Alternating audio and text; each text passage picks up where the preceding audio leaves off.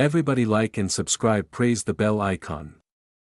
Story number 1. There was a young delivery driver named Marcus who had been working the night shift at Domino's for only a few months. He liked the quiet of late-night deliveries, fewer cars on the road, bigger tips from drunk college kids, and less supervision from management. But he would soon learn that those empty streets at night weren't as safe as he thought. It was just past midnight when he got an order to a small, rundown house on the edge of town. The address didn't look familiar, and when he asked one of his coworkers if they knew the area, they just shook their head and said, "Don't remember ever delivering there." Marcus shrugged it off and packed up the 2 pizzas and breadsticks before heading out. The GPS took him down a series of dark back roads until he reached a 1-lane dirt path with no streetlights. He felt uneasy but followed it, the headlights from his beat-up car cutting into the heavy fog. At the end of the path was an old house with no lights on. The front yard was overgrown and the windows were boarded up in places. He thought maybe it was abandoned, but the order had been prepaid online. Marcus grabbed the pizzas, walked up the creaking steps, and knocked on the door. No answer. He knocked again, louder this time. After a long pause, the door slowly creaked open on its own. His first instinct was to leave, but something in him, maybe the need for a tip, maybe just curiosity, pushed him to step inside. The air inside the house was heavy and smelled like mold and something metallic. "Hello?" Marcus called out. His voice echoed through the empty rooms. He could hear faint scratching somewhere deeper in the house.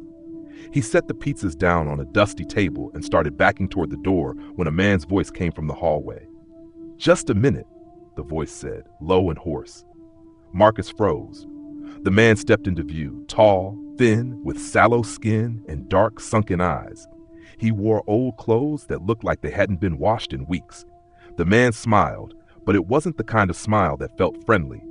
His eyes never left Marcus as he reached into his pocket. Your food's here," Marcus said nervously, pointing to the table. The man didn't even look at the pizza. Instead, he pulled out a handful of crumpled bills, stepped closer, and whispered, "You're just in time." Before Marcus could respond, he noticed movement in the shadows behind the man. 2 figures stepped out, a woman with stringy hair and a young boy, both staring at him with wide, unblinking eyes. The boy's hands were covered in something dark that Marcus prayed was dirt. Marcus tried to back out of the house, but the man suddenly lunged forward, dropping the money on the ground and slamming the door shut with his other hand. Marcus' heart pounded as he grabbed the knob and twisted violently. Somehow, by sheer adrenaline, he managed to force the door open and sprinted to his car. Behind him, he heard the man shouting, the woman laughing, and the sound of bare feet slapping against the porch as if they were chasing him. He jumped in his car, locked the doors, and sped off down the dirt road, the headlights shaking as he swerved. When he glanced in the rearview mirror, he saw them standing in the road, watching him. All 3 of them, smiling. When Marcus got back to Domino's, he told his manager everything. But when they tried to look up the order in the system, it wasn't there. No record of the address, no record of the payment, nothing. Marcus never delivered on the night shift again. Weeks later, he heard on the news that the house he had gone to had been abandoned for over 10 years. The family who used to live there had disappeared without a trace. Neighbors claimed they still saw lights inside sometimes and heard laughter coming from the woods. Marcus never talks about that night anymore, but sometimes when he's driving late at night, he swears he can see 3 figures standing at the edge of the road, waiting. Everybody like and subscribe, praise the bell icon. Story number 2. There was a college kid named Mark who took a job at Domino's to help cover rent. He usually worked the night shifts, delivering pizzas to the neighborhoods surrounding campus. Most of the orders were routine: late-night students, drunk parties, families who didn't feel like cooking. But there was one delivery that still haunted him years later. It was a little after 11:30 p.m. when the order came through. A medium pepperoni, cash on delivery, no special instructions. The address was on the edge of town, near an area known for its empty lots and half-abandoned houses. The GPS led Mark down a road with only a few streetlights, most of them flickering. By the time he found the house, he almost turned around because it barely looked lived in. The porch light was out, windows covered with heavy curtains, and the paint on the siding was peeling away. But the number matched the order. Mark parked, grabbed the pizza, and walked up to the door. He knocked. No answer. He waited a moment, then knocked again. Finally, he heard footsteps inside, slow, dragging, uneven. The door creaked open just a crack, and an eye peered out at him through the darkness. A man's voice, low and raspy, asked, "You're from Domino's?" Mark forced a smile and said yes, holding up the pizza. The door opened wider, but the man stayed mostly in the shadows. He looked disheveled, his skin pale, eyes bloodshot like he hadn't slept in days. Mark asked for the payment. The man said, "Cash, yeah, come inside, I'll get it." Everything in Mark's gut told him not to step inside that house, but refusing would mean eating the cost of the pizza. He hesitated, then placed one foot over the threshold. That's when he noticed the smell, stale air mixed with something sharp, metallic, almost like rust. The inside was nearly pitch black, the only light coming from a TV deeper in the house, flickering static. The man shuffled ahead, mumbling that his wallet was in the kitchen. Mark took a cautious step inside, clutching the pizza box like a shield. As his eyes adjusted, he saw shapes in the living room. At first, he thought they were just piles of clothes, but then he realized some of them were dolls. Dozens of them. Old, cracked porcelain dolls sitting on the furniture, lining the shelves, some missing eyes or limbs. The man disappeared into the kitchen, leaving Mark alone in the suffocating silence. He glanced toward the couch and froze. One of the dolls wasn't porcelain at all. It was a mannequin's head, human-sized, mounted on a torso that was partially clothed. The skin looked real. Too real. Mark's chest tightened. He called out that he really needed to get back to work, trying to keep his voice steady. That's when he heard it, another set of footsteps. But they weren't coming from the kitchen. They were coming from the hallway at the back of the house. Slow, barefoot. The man returned suddenly, holding a crumpled wad of bills. He shoved them into Mark's hand, never making eye contact. "Keep the change," he muttered, his voice shaking.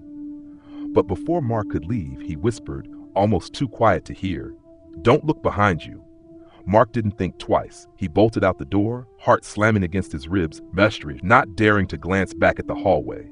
He jumped into his car, locked the doors, and sped out of there, nearly running a red light in his panic. When he finally pulled over to catch his breath, he counted the money. It was far more than the cost of the pizza. Way more. Almost like the man was paying him to leave quickly. Mark never took another delivery on that street again.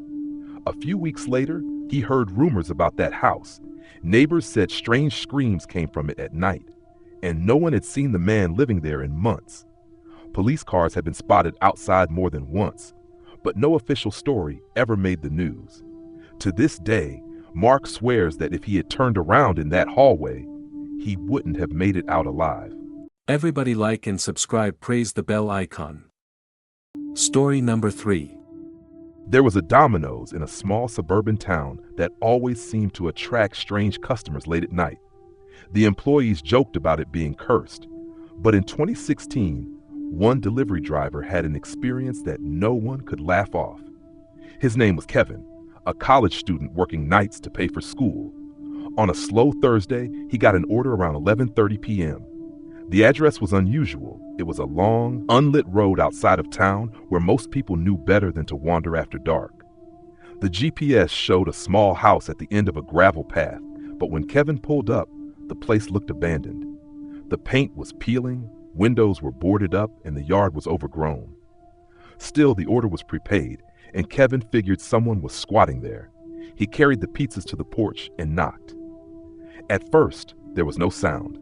Just as he turned to leave, he heard shuffling inside, followed by a man's voice saying, "Leave it by the door." Kevin hesitated. The voice didn't sound quite right, hoarse, strained, almost forced. He placed the pizzas down and started walking back toward his car when he noticed something odd. The windows, though boarded, had small gaps between the planks. From the corner of his eye, he saw movement, multiple faces pressed against the slits, watching him. He froze, his gut screaming to leave. Then the door creaked open behind him. A tall, thin man stood there, his skin pale and stretched tight, eyes wide with something between hunger and desperation. He smiled too much, his lips trembling. "You forgot the soda," the man whispered, though no drink had been ordered. Kevin muttered that there was no soda and quickly got into his car. But as he reversed down the gravel path, his headlights swept across the side of the house and his stomach dropped. There were at least 6 figures standing perfectly still in the overgrown yard, just beyond the porch light. They weren't moving, just standing there, facing his car. By the time he got back to the store, Kevin was pale and shaking. He told his manager what happened, but no one believed him, chalking it up to stress or fatigue. The order, however, stuck in his mind. When he checked the system later, the address wasn't there anymore. No record of it. It was like the order had vanished from their database. A few weeks later, another driver quit after taking a delivery on the same road. He wouldn't explain why, but when he came back, he refused to ever work nights again. To this day, the locals say that house is still there, rotting away, but no one lives in it. Yet sometimes, late at night, you can see headlights stop outside, followed by a knock at the door, and the sound of voices waiting on the other side. Everybody like and subscribe, praise the bell icon. Story number 4. There was a Domino's in a quiet suburban town that seemed like any other pizza place, but employees who worked the late shift would tell you it was different after midnight. One of them was a delivery driver named Chris. He had been working there for about 3 months, and most nights were routine: deliveries, tips, cleaning up, going home. But one night in 2017, he got a call for a delivery that changed everything. It was close to closing, almost 1 a.m., when the phone rang. The voice on the other end didn't sound right. It was low, shaky, like the person was either drunk or whispering on purpose. They gave an address in a neighborhood that Chris didn't recognize, a dead-end street on the outskirts of town. The order was large, nearly $70 worth of pizza, wings, and soda. His manager raised an eyebrow because it seemed strange for that time of night, but since the caller paid over the phone with a card, Chris was sent out. The farther he drove, the more unsettling it became.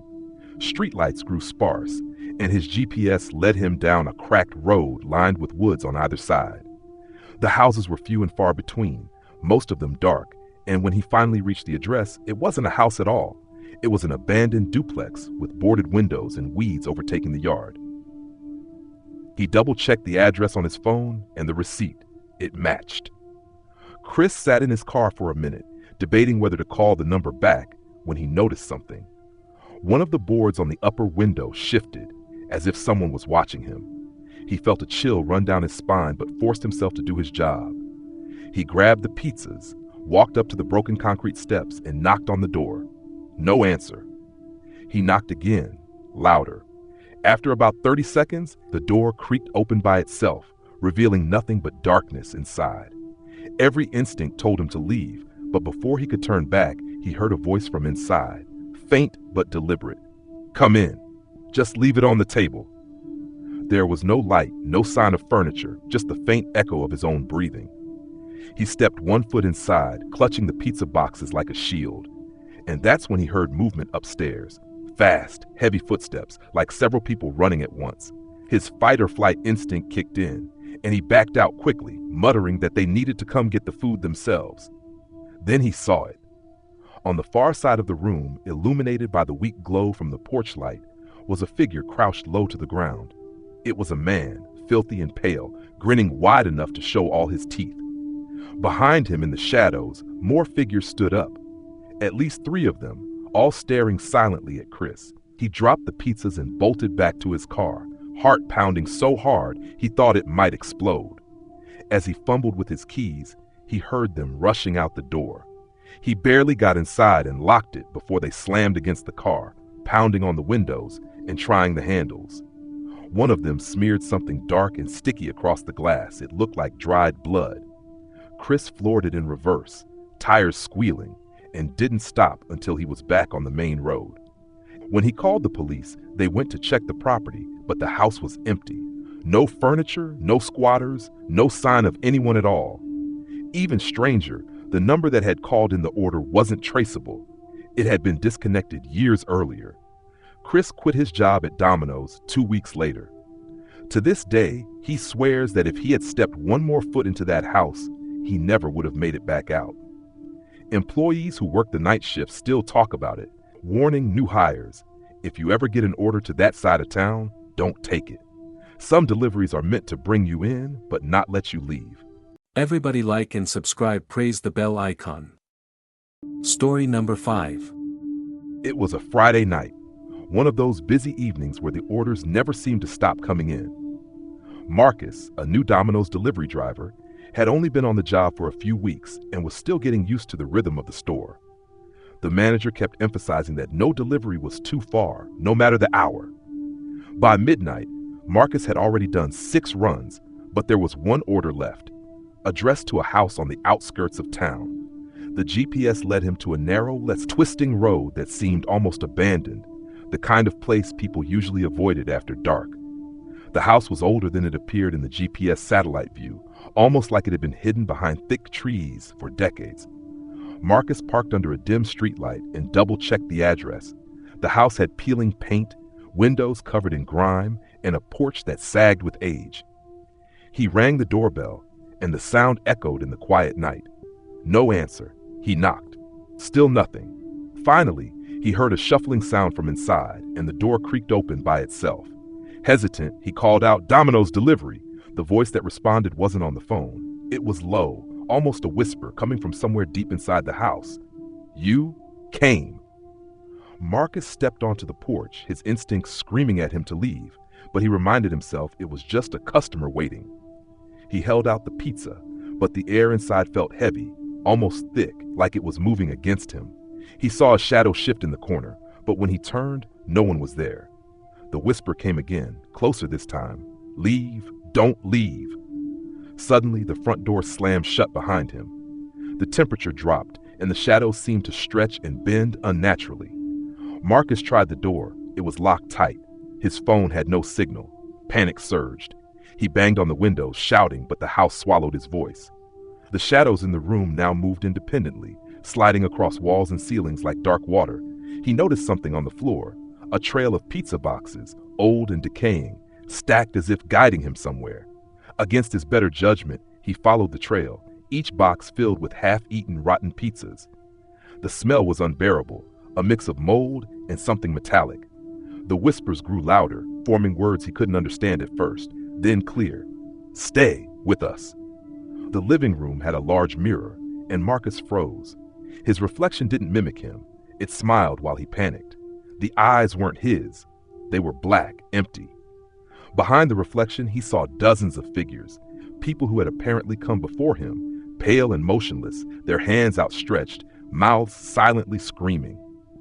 One of the shadowy forms started moving toward him, passing through the mirror like it wasn't even there. Marcus bolted toward the door, slamming his shoulder against it. It opened, and he stumbled outside, gasping.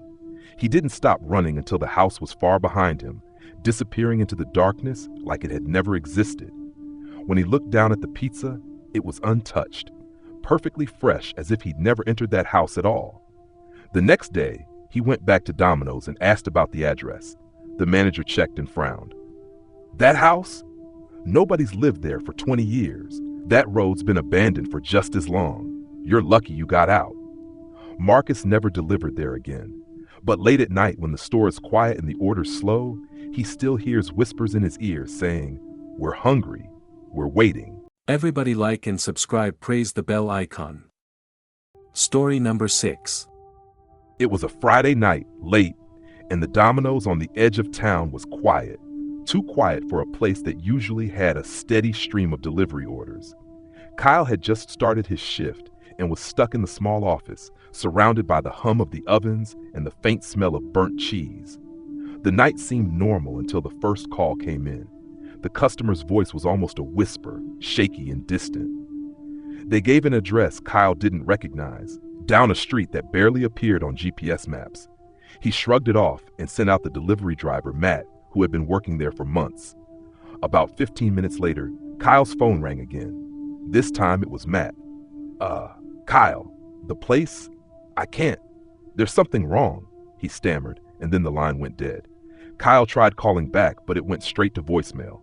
Growing uneasy, Kyle decided to check the security cameras.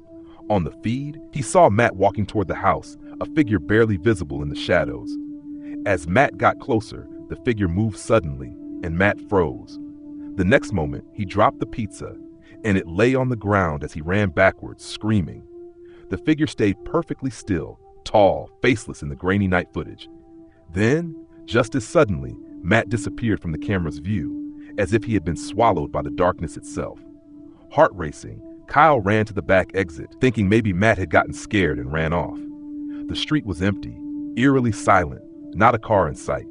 The pizza box lay in the middle of the road, untouched, except for a single note scribbled inside, "You're next." The next day, Matt never showed up for his shift. His phone went straight to voicemail. Kyle thought about quitting, but stayed, reasoning it was probably a prank. Orders continued, but whenever that same street came up, drivers refused to go.